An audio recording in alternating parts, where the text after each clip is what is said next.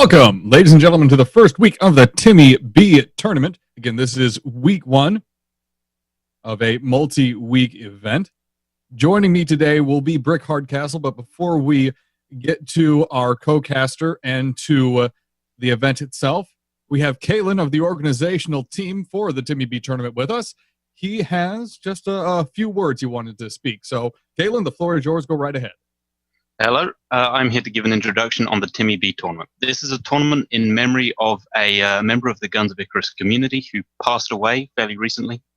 Way too soon, if you ask me. He was a very good friend, and this is just to remember him and his spirit that he gave into the Guns of Icarus online community. Just a fun, casual tournament that everyone should hopefully enjoy. The rules are simple. Every week is going to be a different format. The first week is simply a 3 versus 3 deathmatch with a small time limit. You'll get points for winning, points for losing, points for how many kills you get, and also bonus points for doing fun, interesting stuff, which we will be judging and giving out. So have fun, everyone watching, and have fun, everyone playing. Thank you. Are there any specific rules that will be consistent throughout the entire week? Other than bonus points going just out for random things that we have a list of, it's just going to be like normal death matches, and each one will have its own specific rules, but this one's just a basic death match. Today is just a basic death match. All right, thank you, Kalen. Thank you for joining us here today.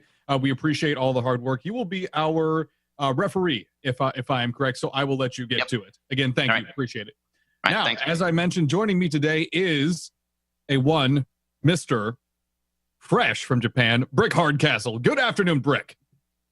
Konnichiwa, minasan. I've come back from Nihon to cast for you once again. I am, of course, Brick Hardcastle, and I will be joining my good friend Mr. Litanita here for the TimmyB tournament. Now, yes, indeed, definitely commemorating a great man is this tournament. I didn't know Timmy particularly well myself. However, I saw him around. I talked to him a few times, and I actually talked to him the week before he died. And it's just, you really wouldn't know that there was anything wrong, because he was just such a larger-than-life kind of guy. He was really friendly, really full of energy, and just that kind of spirit, just in light of the circumstances he was under, I mean, I just think is frankly amazing. And that, I think, is what we're honoring here. Oh yeah, I had the opportunity to talk to him just a few times there. I actually didn't know anything was even amiss, anything was wrong at all until after he passed away. It seemed rather surprising, considering how fun he always was. So with that being said, this is going to be a multi-week tournament event. Now, we are going to be hosting all of them here on the Rob and Dan Show channel, but it will not always be myself and Brick or myself and Oracle or other specific pairs. We're going to be rotating some people out.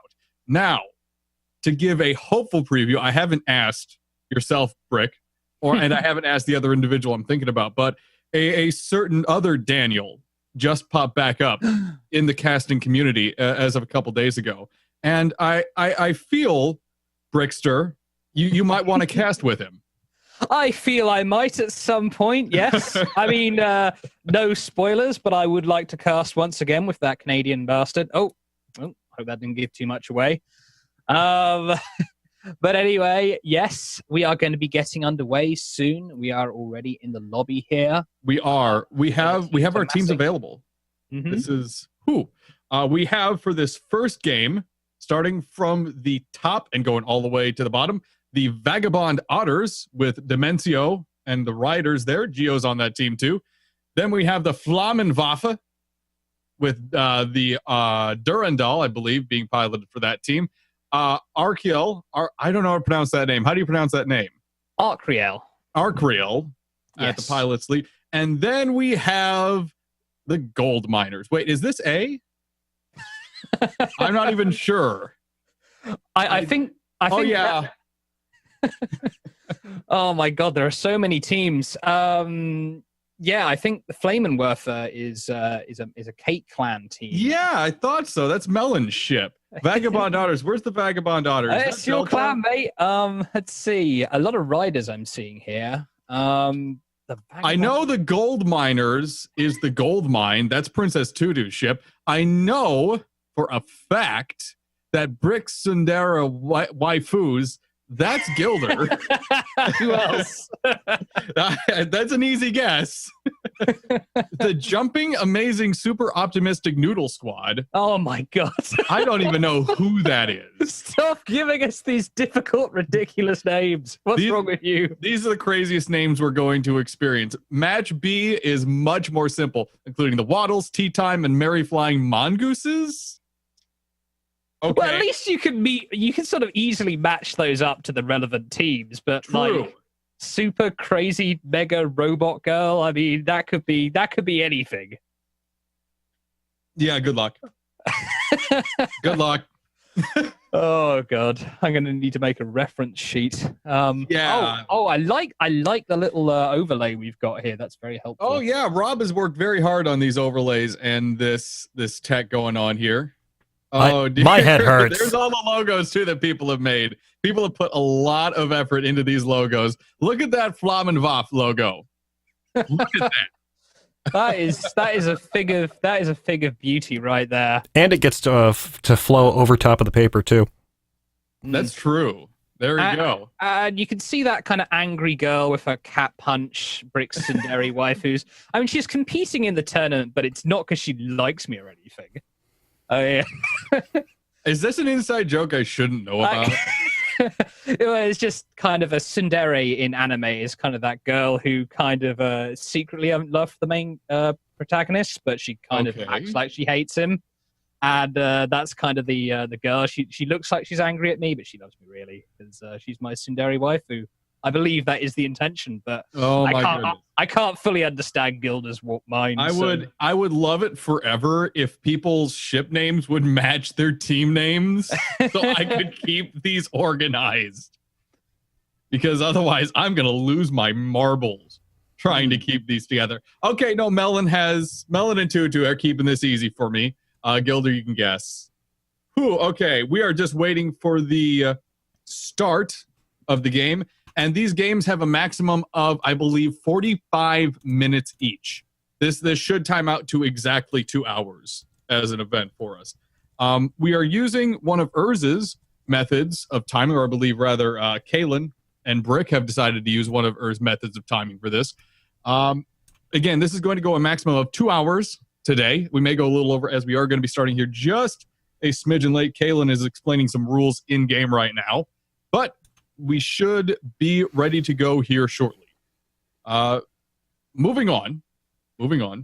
Brick, it's good to have you back in the casting community to give a preview of tomorrow's events of the Sunday Community Skirmish.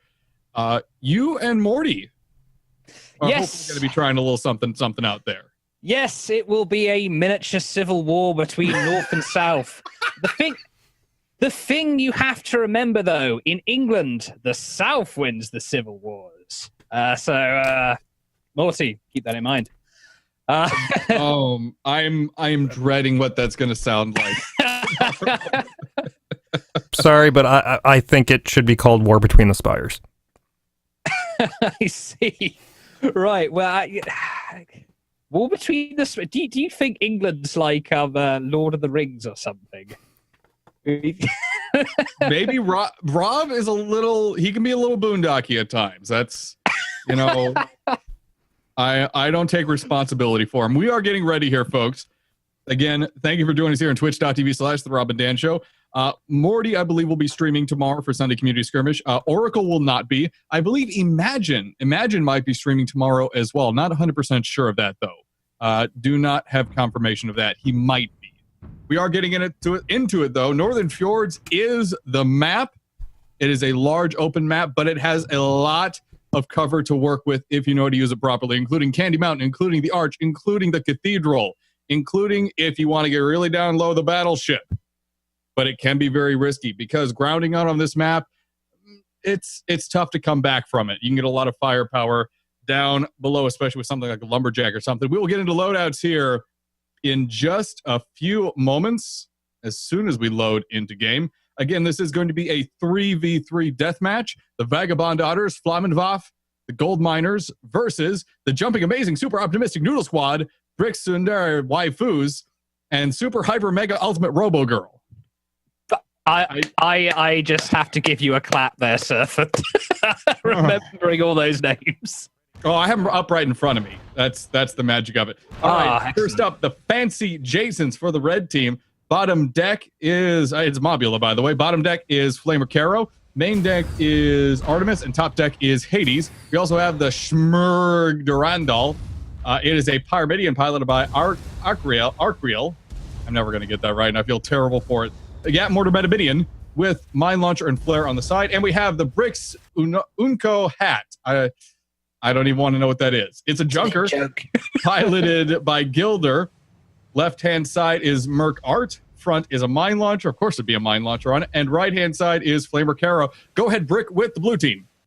Right, on the Flamenwerfer, piloted by Melon McCrabanaffy, we have the Carronade Hades front, the Carronade Flare side, and on the Goldmine, piloted by Princess Tutu, we have a Blenderfish of a heavy Carronade front, a mine sides, and finally, piloted by Delta Jug, we have the Ice Earth with a middle Merc. We have side Artemi and bottom deck Flamer Carronade.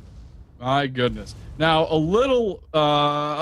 just a little bit of trivia about the gold mine as the Durandal is closing in on it. The reason they call it the gold mine, they actively use those two mine launchers on the side. It's almost like the primary weapon of the gold mine is not the front carronade, but the two mine launchers it has available to it. Apparently, this is something the Mad Hatters have been really excited to fly competitively because they really do love it. So we'll see how that works out for them. Iced Earth is getting hammered, though armor is down. Hull is starting to take some damage.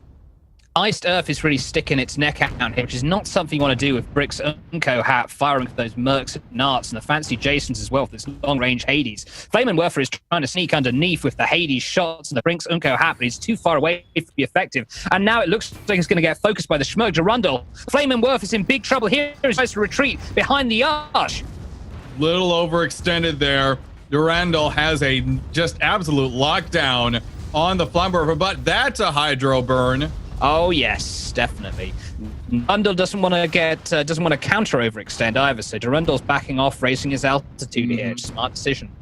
Very smart. Flamenwerfer getting its armor back up and good. Iced Earth is still taking the brunt of the damage from red team right now. Blue team really not dishing it out just yet. Iced Earth has not had an opportunity there to get in a good firing arc without being hammered at the same time. It makes a big difference. If you're still under fire as a Mobula while you're trying to dish it out, there's too much chaos to actively take something down. I just feel that the red team has much more of a long-range potential, but Durandal going over the top of the arch here, potentially isolating himself. Durandal's got to be careful here. Look at those Merc shots coming in from Iced Earth. Great targeting there. Durandal losing armor slowly but surely, but focused on the Iced Earth is going to keep pressure on the blue team to either play defensively or get a kill as quickly as possible. Now, as I said before, I believe the red team has a much greater sniping potential, and I think it's going to be the blue team, despite not being from three different clans, they're going to have to find a way to work together to force some kind of a close-range engage here, I feel. A big thing about this tournament is bringing different individuals and parts of the community together in strange and odd ways that you might not normally see. Because in every other tournament we've had, teams have been compromised of two ships from the exact same clan that fly in an organized manner. This puts different ships with different teams together in different 3v3 combinations every single week. So a big thing that we're going to see in this tournament is how well and how flexible are not only these pilots, but these crews as a whole to work with different and new members of the community. That's very true. Cake did run a similar event, the big sort of birthday cake tournament doodle, which I won third place in as part of Brick's Notoriously Beautiful Bullies. And as I recall, well, Why? Because they're Notoriously Beautiful Bullies. It's a Erzin joke. Anyway, Okay. the fact is that I actually had teammates mining me in that tournament because everyone was just out for themselves. And I'm wondering if we might not see something very similar in this tournament. Just kind of ships like going out for themselves, trying to glory hawk, get Possibly. all the kills. Look at that hydro burn. Flammenwerfer is up. Oh, Ice Durf taking a load of damage here. Armor down. Oh, great pressure by Durandal to take them out. Flammenwerfer is dropping down, but it's right in arcs of the Durandal. It's not where they want to be. Goldmine using that front carry to try and take him out of the skies, but it's just not doing it. Durandal may have lost their balloon, but they're still pressuring. Flammenwerfer taking out the armor of the Durandal, about half permahull on that Pyramidion now. Flammenwerfer doing the best it can with what it has. Armor down again. What is going on here? I think Durandal's wildly overextended. He expected to get that kill a lot earlier than he thought he would, and now he's paying the price. Once again, Cakes had a very good showing during... Oh, Goldmine lose... Oh, dear. Oh, I'll continue that later. Goldmine losing its armor. It's gotten it back up. Goldmine, the armor on a goldfish can come up very quickly, but it's sitting so low on permahull. If its armor goes down one more time, I feel like it is gone. I would have to agree with you there, but it seems the Goldmine has managed to descend. It's gotten out of the worst of the problem. However, the Flammenwerfer coming in, eating those Hades, possibly body blocking the Goldmine successfully, and that allows it to settle on a 1-1. This is not the situation. Ice Earth losing its armor. Goodness, the firepower coming in from Brix Unco Hat is just... whoo! Don't underestimate the firepower of my Unco Hat. Definitely. I guess not. Yes, I don't understand. Big aggression coming out from the blue team now. Goldmine is burning in. Flammenwerfer still has... Oh, they had kerosene loaded. Goldmine coming in out front. This is bad. This is a huge mistake from the Goldmine. He's just charged in ahead right into focus fire by Brinks, Unco Hat, and the Fancy Jasons here. The Goldmine's going to be able to escape, but that could have been quite nasty. Definitely. Now look at the Durandals sneaking all the way around Candy Mountain to come up behind. They're taking a long time. They're going to head straight through the cathedral here and past the archway. It takes a long time to get into this engagement, though, but it could prove useful as they're going to have... Durandal's coming right behind the Iced Earth! The vulnerable rear of the Mobula here! They're gone. Iced Earth is already dead. Iced Earth may be effectively dead, but he's ascending. Whoa! Oh my goodness. Iced Earth is losing armor fast. Hull is gonna be gone. If mortar shots were not there for round 2 of that armor. Also, the Brix Unco Hat went down to the charge of the Flammenwerfer and the Goldmine. The Fancy Jasons fighting these two ships 2-on-1. The Iced Earth and the Durandal fighting each other. I think the Iced Earth is going to go down here as he tries to moonshine behind the Durandal. The Durandal's keeping his arcs on. Oh, but Iced Earth hiding up! Great nose cone use. Great nose cone use by the Flammenwerfer. Bouncing and holding that Mobula in position for the gold mine while it got the kill. Flammenwerfer just using the nose cone of that Pyramidion to great advantage. Brickstone go ahead, though, coming in behind. Iced Earth is making a mistake here. Iced Earth is moonshining forward. It's not going to go out with Pyramidion. It's going to get tailed. I think this is going to go very badly for the Iced Earth. Their balloon is down. They're hurting something fierce. So is Goldmine, too. This has just devolved into a spread out brawl. Flammenwerfer looks like it's actually moving in to try and help the Iced Earth in this situation. Iced Earth goes down. Ooh. Oh, goodness. Oh, man, this is non-stop. Flammenwerfer pushing against the Durandal, but that's not where they want to be right now. Flammenwerfer does have that Hades. It's not going to be effective at that range at all, but the pressure on the Durandal has been enough to keep it in position. But Flammenwerfer getting hammered. And meanwhile, hammered by the Jasons. And meanwhile, the Brix Unco Hat just kind of flamed and carronaded down. Yeah, another blue ship, and there goes the Mobula. 4-3. Goodness gracious. Oh, great aggression there by the blue team. They pushed into red spawn quite a bit, but I think that also hurt them to a certain extent. The spawn in by the fancy Jasons there and the Bricks and Go hat helped to sweep the blue team, and it's now 4-3 in favor of red. Yes, I think the blue team's got to be a bit more cautious when they're going in this time. And how about that flank by the Durandal, just all the way around the map to catch the Mobula from behind? That was a thing of beauty right there. As I was saying earlier, as I was trying to say earlier at least, Cake had a very good showing in the Hephaestus Challenge. I think people are still somewhat underestimating them because not a great track record by a long shot. But we are certainly seeing, as we have Melon, Tiberius, Replaceable, and Miki, one of the newer Cakes, on the ship all together at once, a lot of skill condensed into one ship. It's gotten some pretty good. It's got some pretty good, solid kills so far in this game.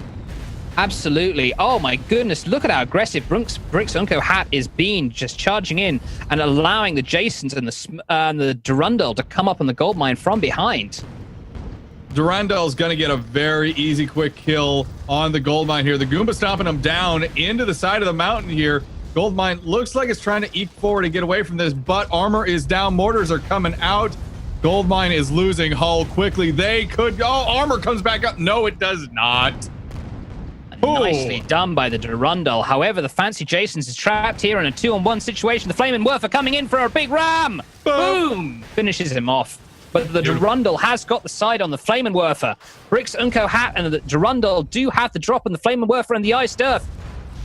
There was a mine hit on the Durandal. Great little mine hit there, trying to distract him, but Flaming Werfer is in a lot of pain right now. Armor's at half.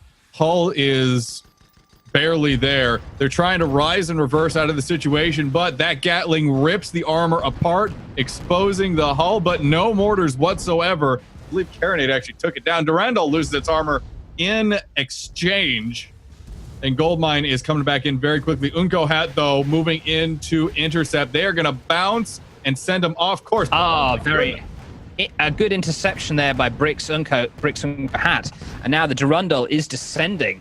But it's trying to come back up. Durandal better be careful of that mine that's very, very close to him there. And now the Iced Earth has got the drop on the Durandal. Durandal is under a lot of pressure, but so is the Flaming Werfer. Armor goes down again. They get ripped apart. Clutch kill there. Durandal managed to get the kill, even though it's potentially about to get killed by the Iced Earth here. They do have something to show for it. Great Merc Artemis shots there from the Iced Earth. The Merc Artemis combination is effective at medium range at not only disabling, but ripping armor apart because of the sheer firepower. Artemis also, by the way, actually half decent too at taking apart the hull as well as the armor. Not so much against the armor, to be honest. And now the Fancy Jason's coming in, nailing its Hades shots on the Iced Earth. Red team only needs one more kill. It might be about to be all over here. The Iced Earth is taking perma-hull damage. The Iced Earth is going down. It's taking fire damage now. Look at those fire stacks. Look at those. Goldmine also in a lot of pain. Armor continuously going down. Iced Earth effectively out of arc for at least just a few moments. Safe from the Fancy Jason as both Mobulas slowly turn towards each other. Oh my goodness. Everywhere. Bricks Unco Hat just dropping mines all around the gold mine as they flame and carronade them down, Bully Boy style. There we go. And now, as I said, the gold mine's being grinded down. The Iced Earth and the Fancy Jason. Look at that mine right behind it. Gold mine. Ouch! Oh god. Oh! But they've taken a little bit too long. The Flaming Werfer has come back in to help. Not a good situation for the gold mine still, but it looks like they're trying to put things back together. Fancy Jason's actually taking it from the Iced Earth. Iced Earth has come back in this combination here. What the heck? Yes, shocker of shockers right here. Bricks Unco's Hat's trying to fly away, but he's getting... And the Durandal. Yeah, the Durandal got back in there to secure a win for the red team. They got back in there fast, too. That was pretty impressive. That's pretty good. Ooh. Thank you to all those teams. That was an experience. Oh yes, the weeaboo team won. The Sundari waifus and the robot girl. I have managing to be I have no comment. victorious. Optimistically. That was great. Thank you to all teams that were involved there. The red team does indeed pull it out, though. Congratulations to you guys. We are going to move on to game number 2 in today's events, which will be on ... Fight over Fernfeld. All right. It'll be the Waddles, Tea Time, the Merry Flying Mongooses versus Thrallicious, Life After Love, and Dopping. Okay. Dopping. Okay. Dopping. Rob, do we have any breaks available? Let's go ahead and do a short timeout while we get the next lobby set up, and then we'll be right back, folks, with the second of 3 games a day. You're watching the TimmyB tournament right here on twitch.tv/The Rob and Dan Show.